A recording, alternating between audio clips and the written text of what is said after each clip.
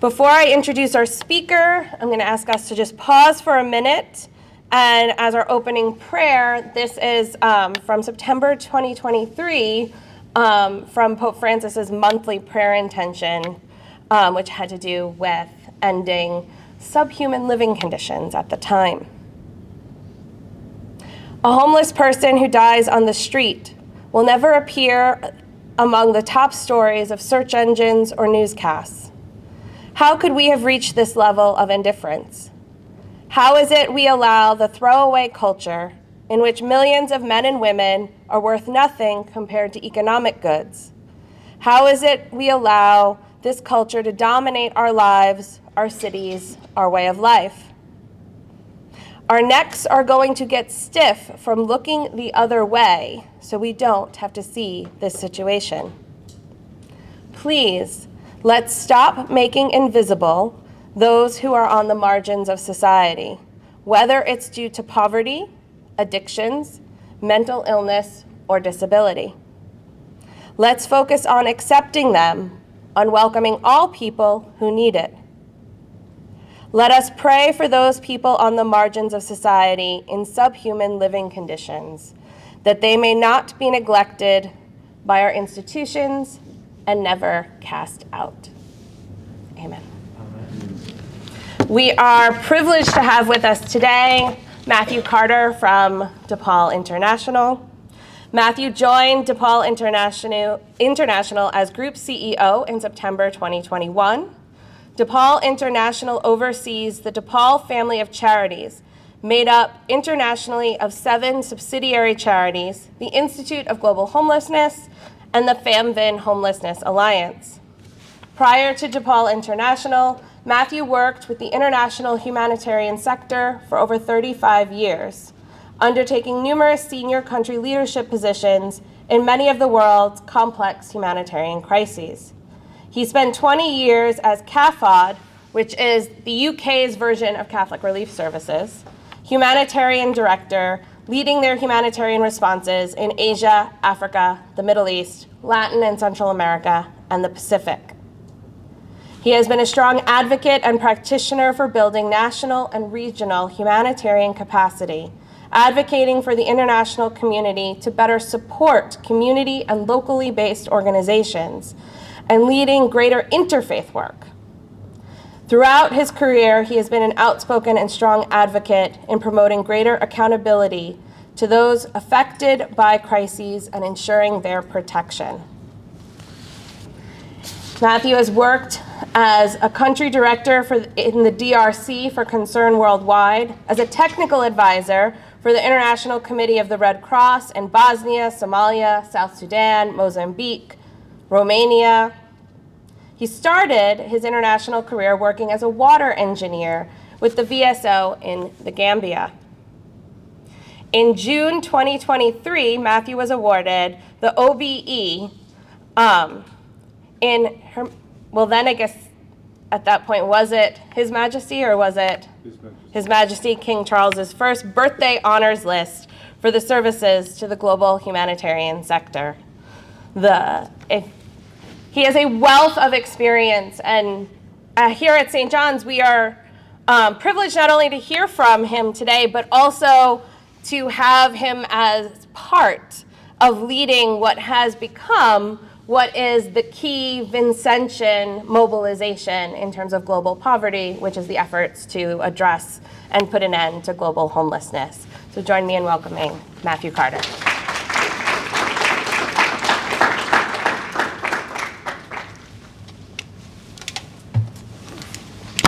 Thank you, and it's great to be with you this morning. Just also do write down your questions, because there will be time for a Q&A at the end of this session. And also I'm joined by my colleague, the president of the Depaul Group, who's Mark McGreevy, who will also join me to answer some of those questions. So do jot those down. The United Nations Human Settlement Programme estimates that 1.6 billion people live in inadequate housing. And the best data available suggests that more than 100 million people have no housing at all, have no place to sleep, have no bed to go to tonight. Globally, the latest data shows an increase in street and shelter homelessness in all countries, and track data except for Denmark and Finland, where it is decreasing, the only two countries. Despite its devastating impact on people and communities around the world, homelessness is the most significant social issue without an international response. International drivers, climate change, conflict, mass displacement, housing shortages, alcohol and substance abuse, many of which are being felt across Depaul's services, landmark the 2023 UN report said that to move forward on the issue, we must better and start collaborating better and sharing information across borders and working collectively globally. This is the analogy of the bath, and we always like to use it as one of our training materials.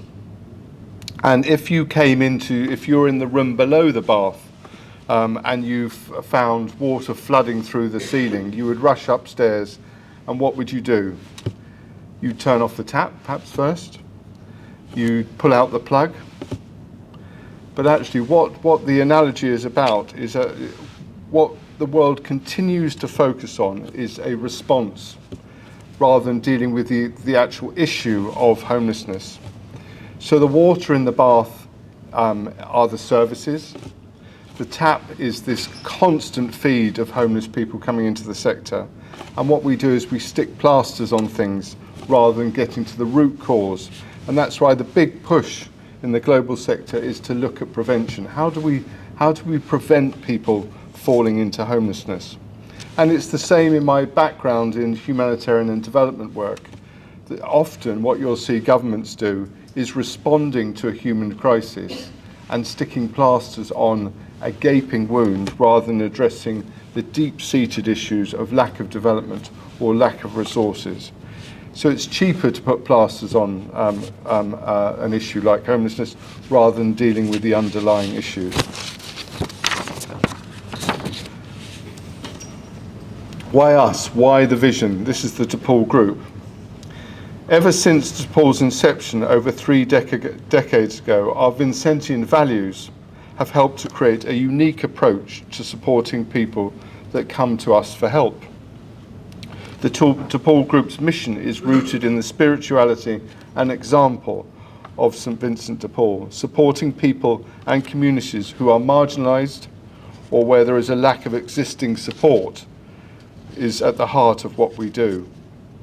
Each charity within the Depaul Group has its own focus, depending on local context, but together we are part of a 400-year-old tradition, which you know, of bringing high standards of dignity, compassion and care. Depaul International oversees the group, supporting the highest standards of service provision, governance, finance, and helping to develop capacity in areas including fundraising, communication and safeguarding. The group also has a key strategic relationship with the Rough Institute of Global Homelessness, which focuses on ending homelessness globally by bridging research, policy and practice, and the Famvin Homeless Alliance, mobilising the Vincentian family across the world to develop new housing and other projects. The Famvin Homeless Alliance have 70 members currently, and we work together to draw on their unique knowledge, experience and expertise. Our unique local to global structure makes us ideally placed to respond to the growing and homelessness globally. And here you'll see the diagram we use, local to global, that outer ring, and then list the 7 subsidiaries: France, Croatia, Slovakia, Ukraine, US, UK and Ireland.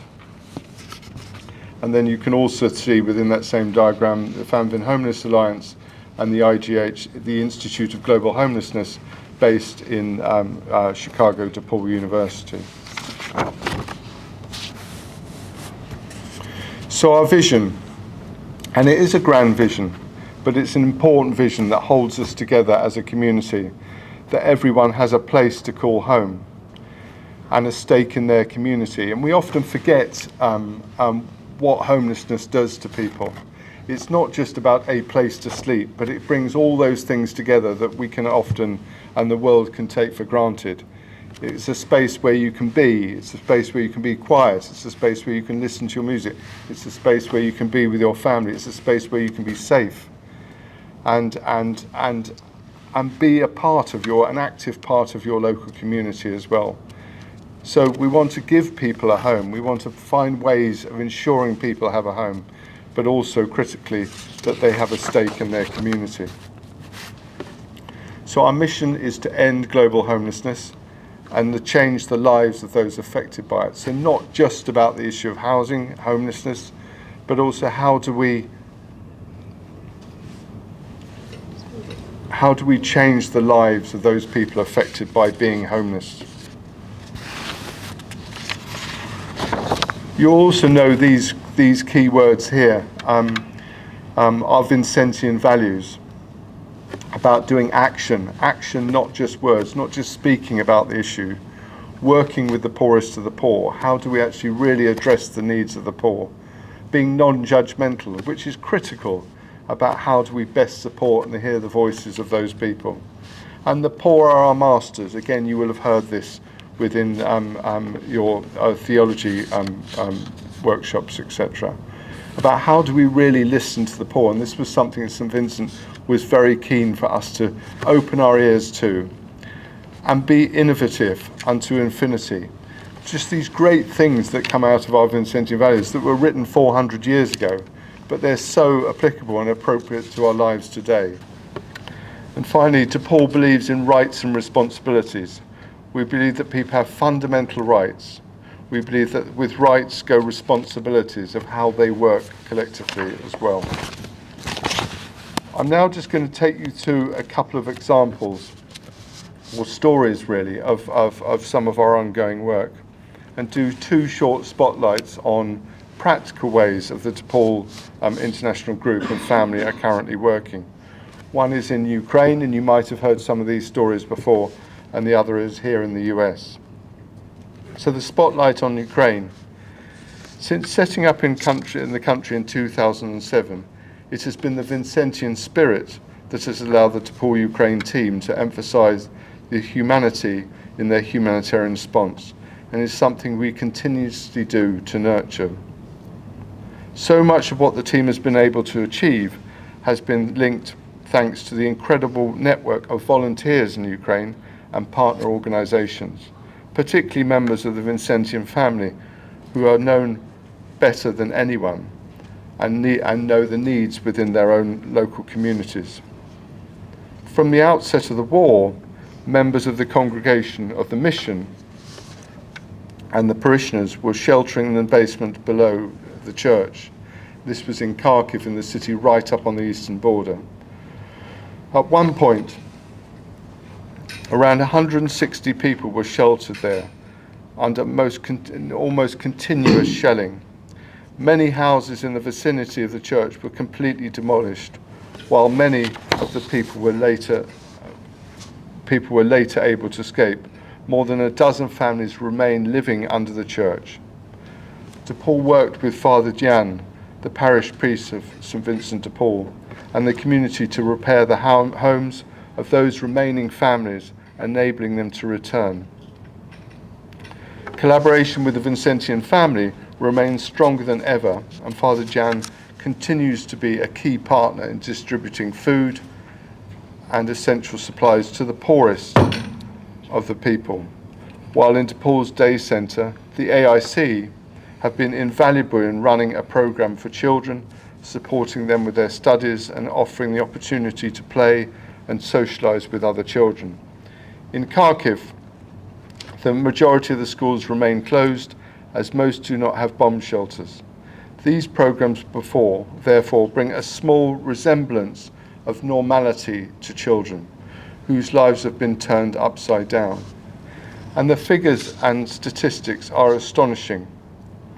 Prior to the war, or this war, because the war, as you know, started back in 2015, Depaul, Ukraine, was a small, locally led organisation, providing critical needs to 10,000 people a year, working with the prison service, working in outreach programmes, working with young homeless.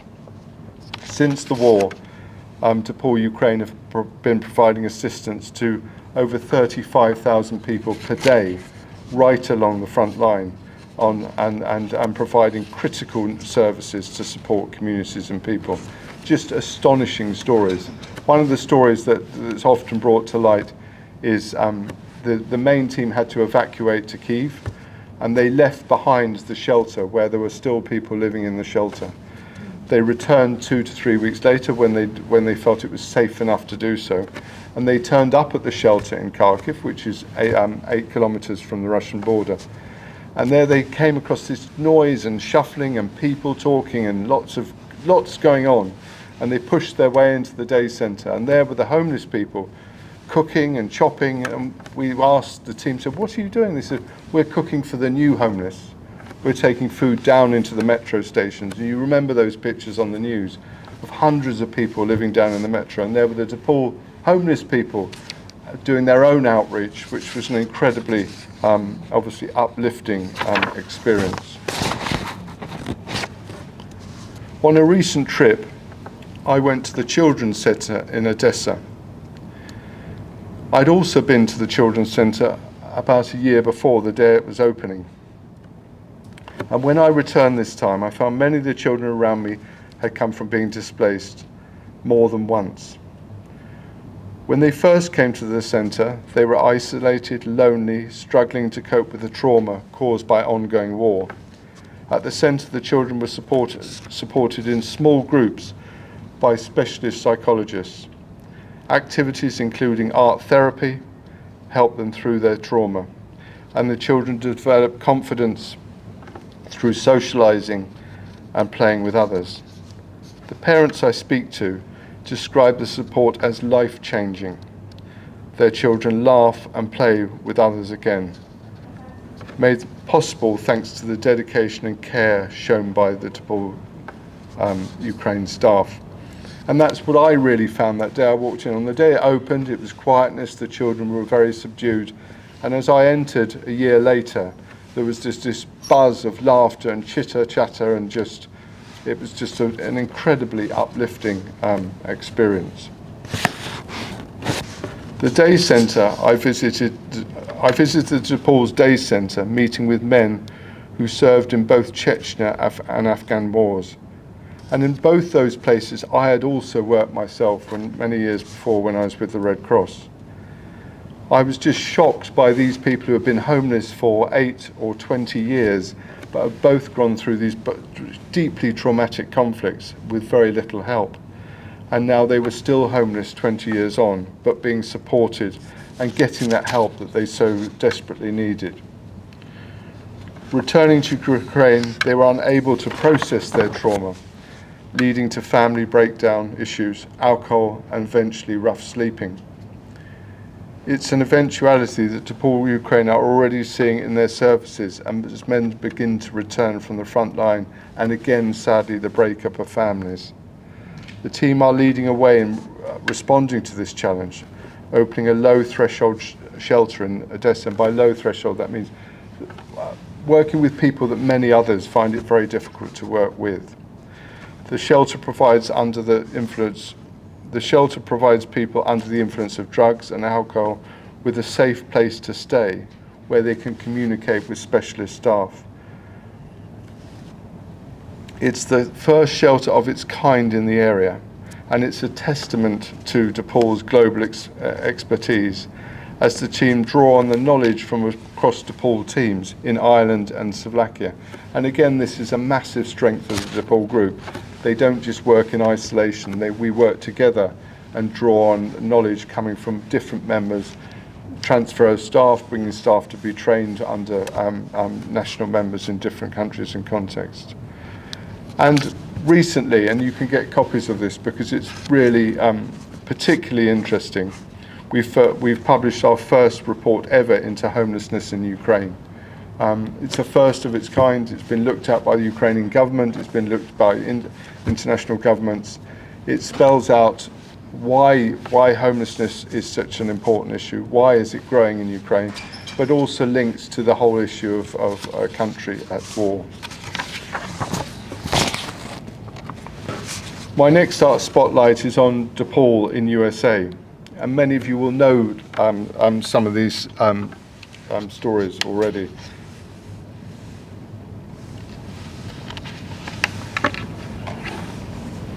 In US, we run the DAX program, and the DAX program is run here also in New York, and there was a link here with the university. A response to the growing problem of homelessness in the USA. The DAX program provides accommodation to students experienced or at risk of homelessness. Approximately 68,000 US college students experience homelessness, and I'm sure again you're aware of these sort of statistics, but also how extreme they are. Due to this silent crisis, Depaul USA is leading the way and as a shining light on this issue, with individuals to bring about real impact. Extract was the first resident at a DAX project, Holy Innocents, in Chicago. At the opening, Extract spoke about his new home and what it meant to him. I started to have a normal life because I got a place where I can live, I can study, I can be safe, I can reach my own goals and potential, and it is a place I can call home. Extract words remind me of the power a home can give. For Extract, for the new residents, and for so many across the globe, a home is more than just bricks and mortar, more than just bricks and cement. A home is a place where people can move towards a new and independent future, a place of safety, security, a place of community, to be with friends and family, a place where every person can feel their potential. I'm going to finish off just to talk you through Depaul's new strategy, which we think is really exciting, and strategies sometimes go, oh, we're on to the strategy discussion now. But hopefully I'll bring it alive and be able to highlight why we're excited by it and the group are excited by it. We want to end homelessness for more people in more places and change the lives of those affected by it. And guided by our values, international standards, we will deliver and further strengthen a high quality service. We work in partnership to scale effective solutions and expand our reach, and we will alleviate the issue of homelessness globally to drive changes in perception and inspire action. Despite its devastating impact on people and communities around the world, homelessness is the most significant social issue without an international response, which is extraordinary. Multiple pressures are coalescing which will accelerate the crisis. Chronic housing shortages, climate change, conflict, mass displacement, and much more. And I often say to my kids, the two biggest things that they will talk about in their lifetime will be climate change and migration. They'll be the most dominant features of the future. And we're wanting, how do we address these collectively? Absent from the Sustainable Development Goals, so these are the UN Sustainable Development Goals, which are owned globally. Despite intersecting with almost every single development goal, homelessness is not mentioned. There is no coordination, limited collaboration, and it is grossly underfunded, and we want to change this. This is the exciting bit. How can we work collectively together? When I joined the sector, I was shocked at the lack of coordination and collaboration, that no global funders were taking notice of this issue. Has it become normalized?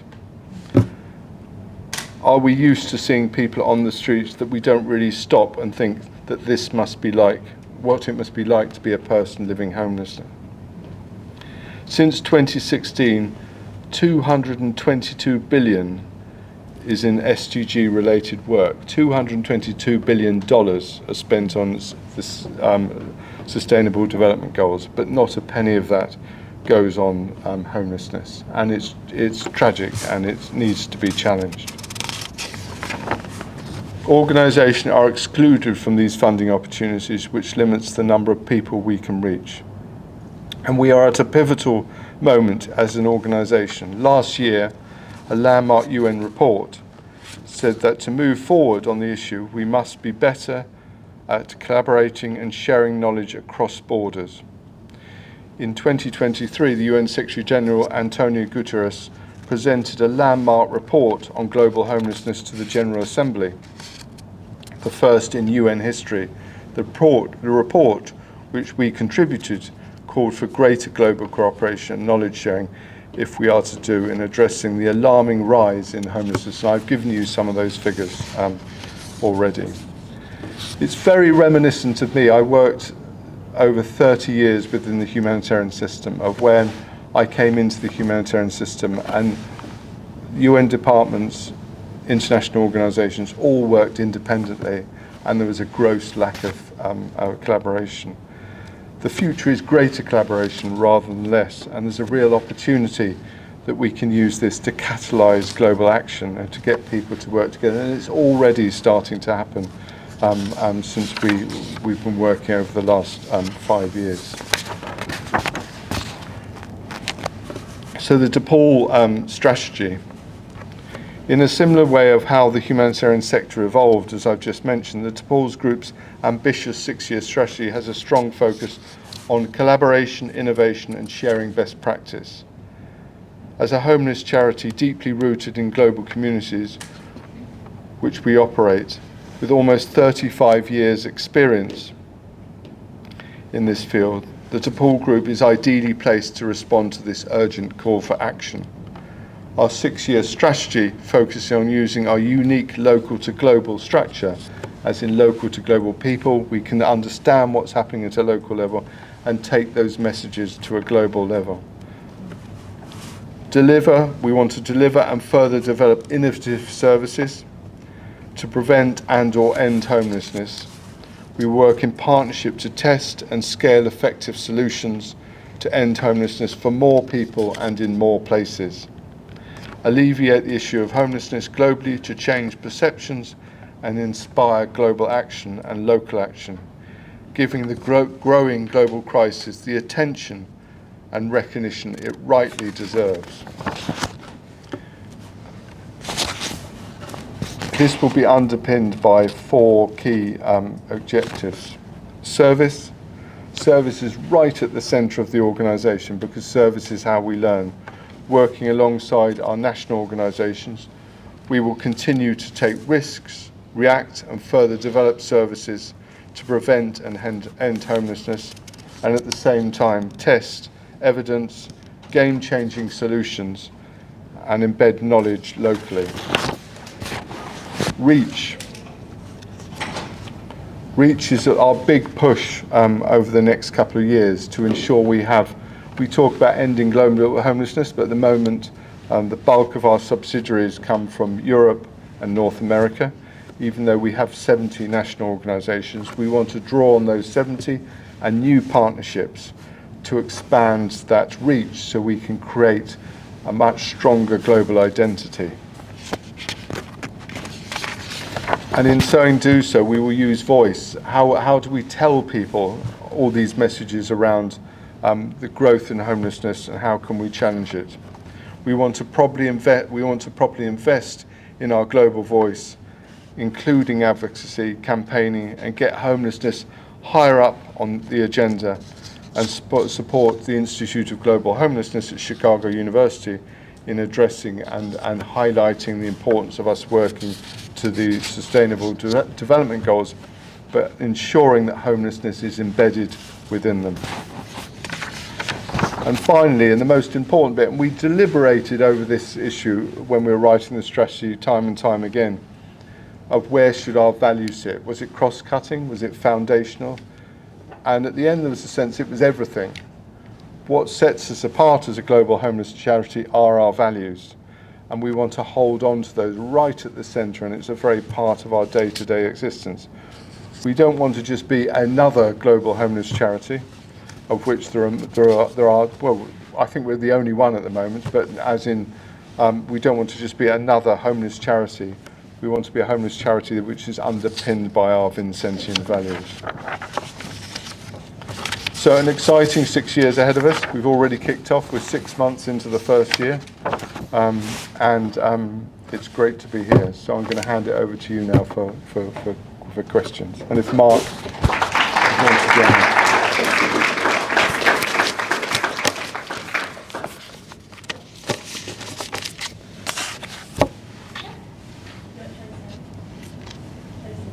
Yes. Hi. First of all, thank you so much for coming to me today. I'm sure that a lot of people in the room will appreciate you coming and giving your insight. My question is, as you may be aware, is that of the criminalization of homelessness, especially here in the United States, already taking place in a lot of major cities in the U.S. How does Depaul International plan on addressing situations like this for issues like this? I'm aware of the issue that you raise. Depaul US has been here now for 14 years. It's our fastest expanding national member. It's now moving into 12 cities. And I think what they would say, if the CEO of Depaul USA was here, he said it's about building relationships. It's with local structures, with the local mayor, and that's how they've, the people I've met, like in, for example, the issues in LA, I was visited there last year and it was horrendous. I'd never seen anything like it. And we had launched the DAX program in LA and the local mayor came, and the importance of getting people to dialogue and understanding the practical things. When legislation is involved, it's hugely difficult, as you know. But I think where we can change perceptions is that local to global, that local to national, in telling people the stories of what's really happening, explaining. And a lot of people have perceptions that are inaccurate or unfair. And so I think it's about challenging the status quo in many contexts as well.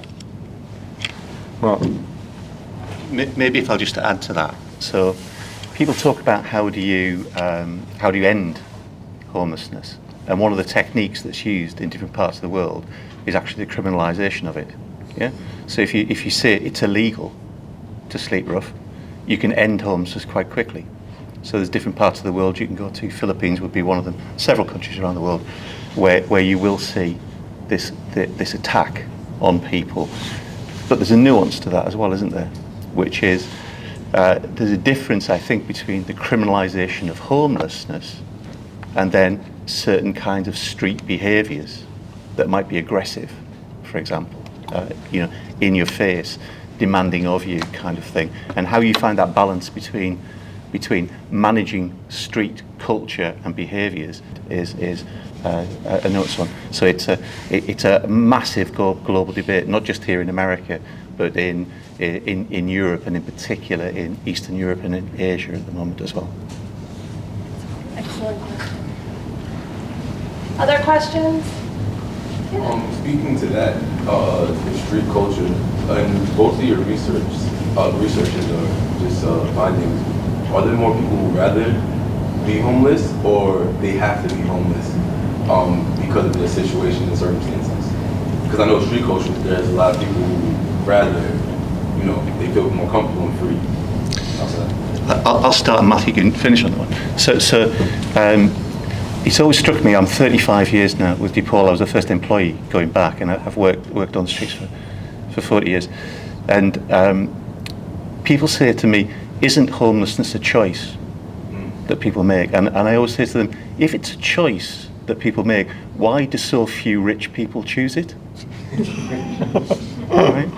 So if it's a choice, why do so few rich people identify with it? So I think there's a bit of mythology about this. It's about choice. I think everybody is pressed and pushed for different reasons. Going back to Matthew's thing about our values and being non-judgmental, you never know the story of how somebody's got to that place in front of you at that particular point in time. Family breakdown, drugs, alcohol, gone into rent arrears. It could be any one of a number of things. So I tend to say I'm going to suspend my judgment on any of that until I've heard your story. Then we'll make some judgments together. Then we'll make a plan for what we do about it. Sorry. Yeah, I think Mark said it all.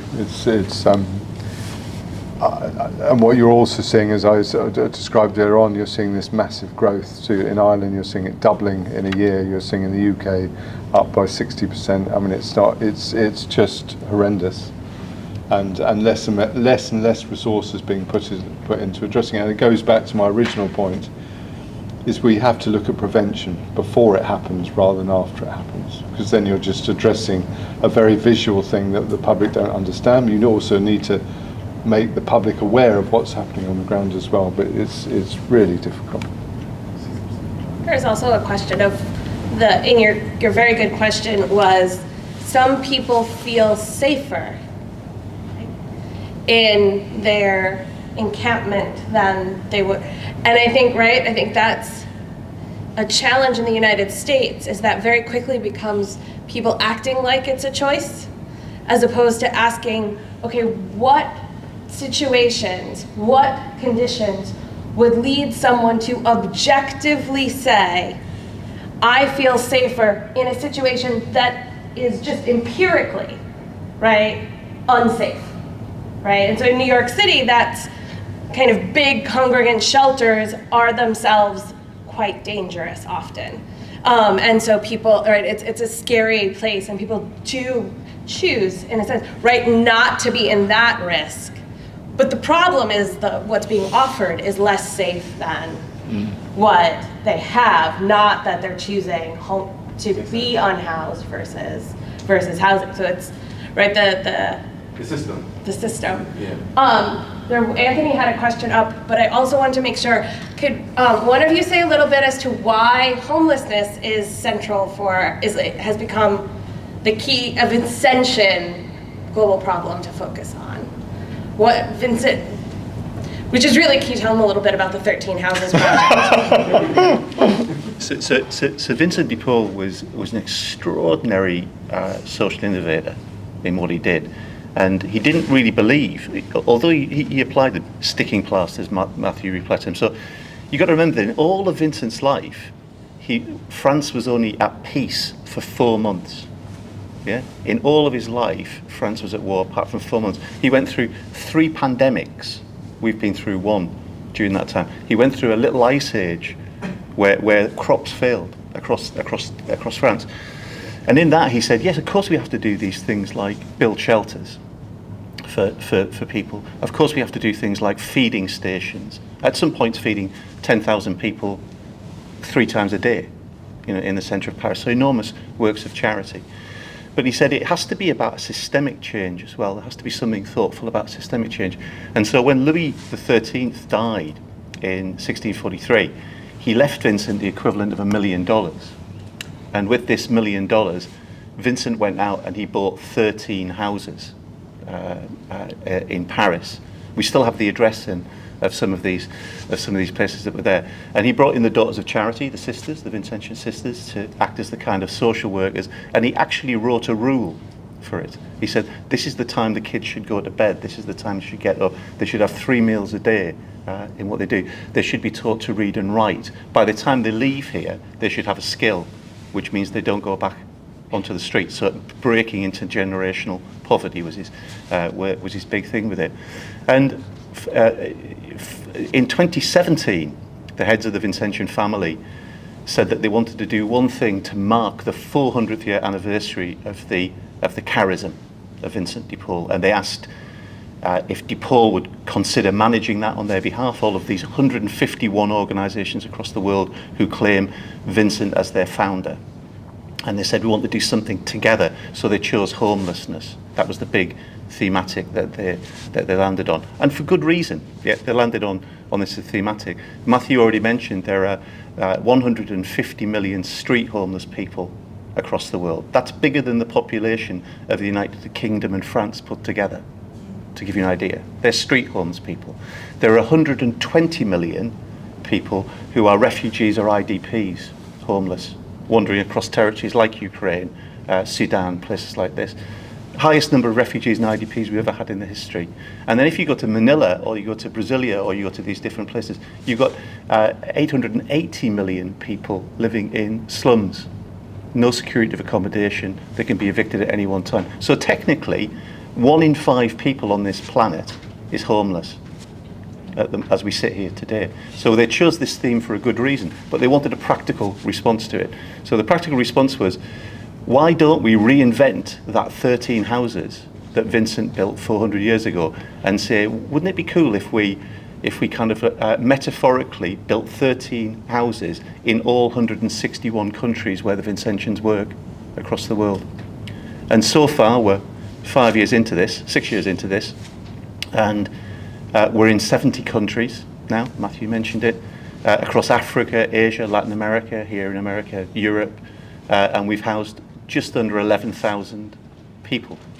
And Pope Francis heard about it, which is one of the reasons we're in town today. Pope Francis heard about it and said, I really like this idea, and I'd like this Vincentian 13 Houses project to be central to the year of Jubilee next year. So we met with Pope Francis in Rome, and he said, I'd like to make this central.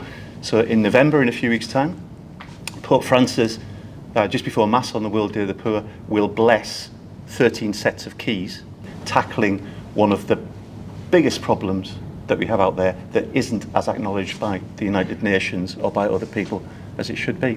And you're part of that Vincentian family. So feel free to either build a house or send a check, yeah? Okay.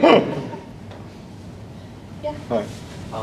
Obviously, you guys are much more informed, much more well informed than I am, but I see the issue of drug abuse and alcohol abuse as deeply related to the homelessness crisis. So what are efforts to tackle issues of like drug abuse? Are there efforts to collaborate with groups that educate? Can you speak on that? Yeah, absolutely. And perhaps to give you an example, Depaul Island has led the way in what we call wet centres, so where alcohol is so people coming off the streets, they've got long-term alcohol-related issues. You can't just take people off alcohol, so they're in a managed space, and we work with them. And sometimes those people come into long-term care under the Depaul family, where the damage is so great that it's actually about giving them a quality of life in sometimes the final parts of their lives, but also working with people to try and get them off alcohol as well. And that way of working, real frontline work, really tough work, I visited in places like Belfast, and that knowledge is then shared across the Depaul group. So into our work in, for example, in Croatia and Slovakia, where there's similar issues. Again, in relation to drugs and substance abuse, and we have outreach programs, particularly here. So I was in Chicago, where there are a number of centres that have been set up, particularly for young people to come, and where education systems. I mean, I think the other important thing that I raised was for us not to do these things in isolation. Should we work with local government, local other providers, so we work collectively? And also, as you will see, the issue is massive. We're not able to resolve the whole issue, but it's bringing about awareness and change and getting people to understand the scale of the problem. Hi, thank you. Anthony, I have a question. Is there a definition for homelessness? And this might have been given when I'm outside, because when you say homelessness in the US, first thing that comes to mind, people on the streets, but there is environmental natural disaster caused homelessness, like what's happening now in Florida, in parts of Georgia, or what has happened in the recent past in a lot of places in the US, Africa, North America, South America, war-caused homelessness. Do you have a definition that can help say, we're addressing homelessness and this is what it means? Because you mentioned slums earlier, that doesn't come naturally to us. So let me say this. So when I, in 2010, when we were beginning to expand the group, lots of people were getting in touch with us and saying, we'd like to do something about homelessness. And for me, I thought the person that should be tackling homelessness from a policy perspective globally, and perhaps from a building capacity locally, would be UN Habitat. The names, the clues in the name kind of thing, except that they're just a policy thing. So when I went to the UN, I said, why has homelessness never been discussed within the 55 years that the UN has existed? No debate, no mention. in any documents at all. And they said exactly what you said is, there is no definition. Exactly. There's no global definition of it. So the first thing we did was bring together 30 countries, academics, practitioners, social policy experts, to agree a global definition of what homelessness is. And if you visit the IGH website, Institute of Global Homelessness website, you'll see it in 16 languages. It's on there, yeah? And essentially it goes down to those 3 categories that I said to you before, which is street and sheltered homelessness at 150 million, refugees and IDPs who are living in temporary accommodation or in transit, about 120 million, slum dwellers that have no rights to what we do. So you'll find a definition within the document. Thank you very much.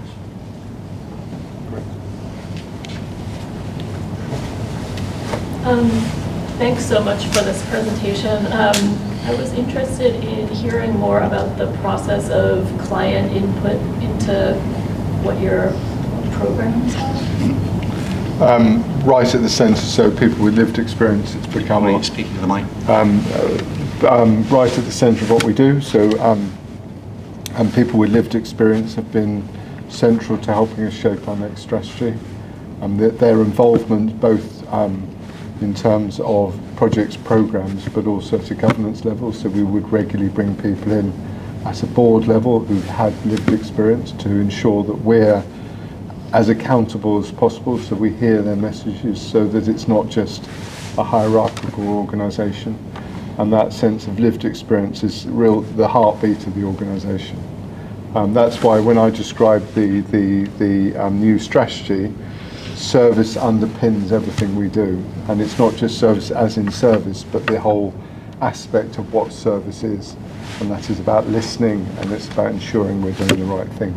But still recognising we can only do a drop in the ocean. What we do is relatively small, but it's raising great awareness. So taking those voices, and we used again that voices from local to global, or those who are recipients, or those we're working with rather, taking their voices from local to global, so they can be heard. Just as an add-on to that, if you ever get a chance to go to, anybody been to Paris yet, to the Rue de Sèvres? Yeah, a couple have been there, yeah. So the big dining room that's there, for the Vincentians. Vincent, even when he was alive, used to send out every night the youngest member of the congregation to find 2 poor people on the street to bring them in to have dinner with him every night, so he could talk to them about what the real-time issues were on the street. So user involvement is pretty old. Yeah. Yes. Hi. So I've worked in affordable housing, and I've worked in homeless shelters, and I've done some homeless outreach before. And I found that a lot of homeless people do not want to accept services or help. So, I've met people who have severe mental illness. They cannot understand the services or resources that I was offering. So what do you guys do about people that don't want help? I think it's, as you all know as well, it's about that long-term commitment, as you're the person that people can come to or come back to. I mean, I remember when I came back from working in Asia during I was working the Sri Lankan war in Asia, and I came back and I wanted to do some voluntary work. And I went into a shelter in London where I was a volunteer, and I found it really tough. Because of many of the things you said, of people saying we don't want help. But I think that sense of understanding and building a relationship is really critical, and it's about long-term commitment. And then I meet the teams here in, for example, London. I went to one of our outreach centres about a month back, and I met the team like yourself who are working it, and they have a tough job, but it's that commitment of just seeing it through, working away slowly, and to build trust and confidence in those people we're working to help. So not an easy answer, not a quick answer. It's just that's the nature of what we do. And you've also been where those people have turned, and it's the most rewarding moment in your life. When people actually accept what you're. But they've been through utter hell. Thank you. Keep up the volunteering. There's a woman you should look up online. Her name is Roseanne Haggerty. She is connected to the Vincentian family. She'll be with us tomorrow. Will she be with you tomorrow? And she, back in the early 90s, dealing with similar problems, they took that's the Prince George Hotel in Manhattan. Does she work for Breaking Ground? No. Community Solutions. She's founded Community Solutions.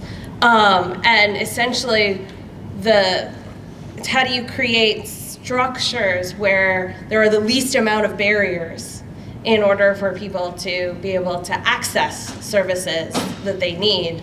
But when she started, and this always stuck with me, she hired somebody who had been in military logistics in order to do an analysis of the Times Square area in the mid-1990s and for her, because everyone who had been working on the issue, they could not think outside of the box. They were not able to kind of look at a problem and see anything other than what they had been seeing. And so she's a New Yorker and a fairly cool person to look up in terms of volunteering with homelessness. There was another hand up.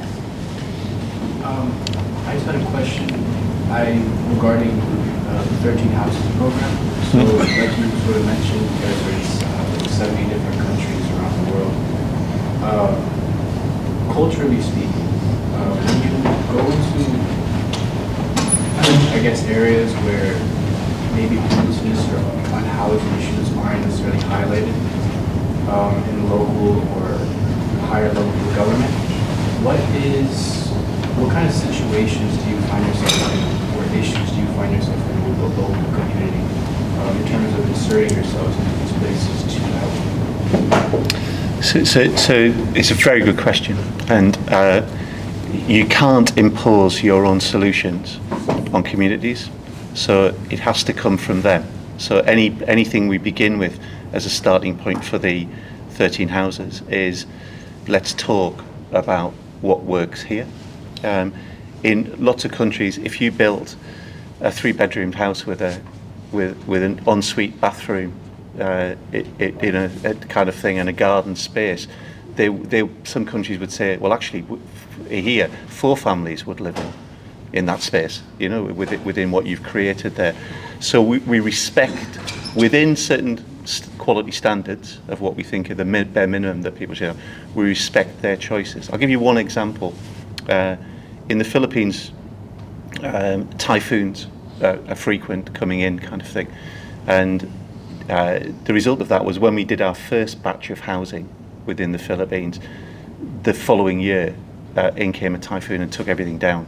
We'd got it wrong altogether, and then some people from the ground said, look, we've had experience of this over many years, yeah, and what we do in our village is we'll build something which, when the typhoon comes along, we can just take it apart and put it flat, and then after the typhoon disappears, we put it back up again, in the way that it was. And I thought, that's perfect. Why aren't we listening to that experience of what they're doing? So wherever you go in the world, people will have a slightly different view about homelessness, what its solution is, what an adequate housing solution is, and it's for us to just respect that. Housing evolves in communities depending on the economics of it, in my experience, kind of thing. So you respect where people are within that country, both culturally and economically. I think it's, and just to echo what Mark was saying, but it's around ensuring we have locally led and locally managed responses, and that's something we've made very clear. So it might, in what I've conveyed this morning, it might convey that we have a centralised system that sort of, it's not the way we work. We have an international support team who support national entities, which are staffed and fully managed within those countries, have their own board of trustees, governance systems. We support those, but it's governed and directed because they have the lived experience of understanding what is needed. So as we've also highlighted, we're looking at whether we can provide more help within the Philippines, or the Philippines, for example, could become a new subsidiary within the group, but they will set the agenda, and we will work out what sort of support they will in turn will say, can you support us in A, B, and C? And that's so central and fits with our whole value system of supporting a nationally led, locally owned organisation. Time for one more question. Thank you for your time. Housing is a big issue, but there's a lot of factors that I think that go into homelessness, so like job insecurity, food insecurity. A lot of people in America are just one paycheck away from being homeless. How does the Depaul Institute, other than providing a safe place for them to rest their head, help with like the job aspect? Because a lot of homeless, those who are unhoused, unfortunately, don't get accepted for job applications because they don't have a permanent address. They have nowhere to send their mail, and then a lot of the technology that goes into screening these applications will automatically throw them out if they don't have an address. But like, how do you help them either find jobs or keep jobs? It's not a direct answer, but I think the important thing is what we can take from what we're currently doing.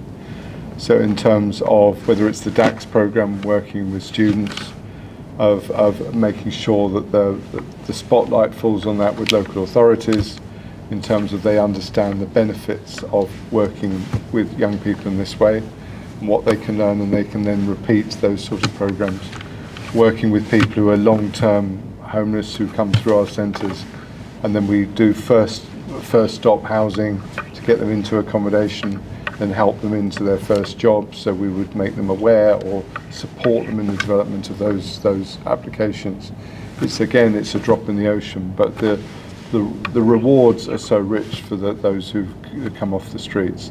And again, we use those as examples to say, this is what we've tried and tested.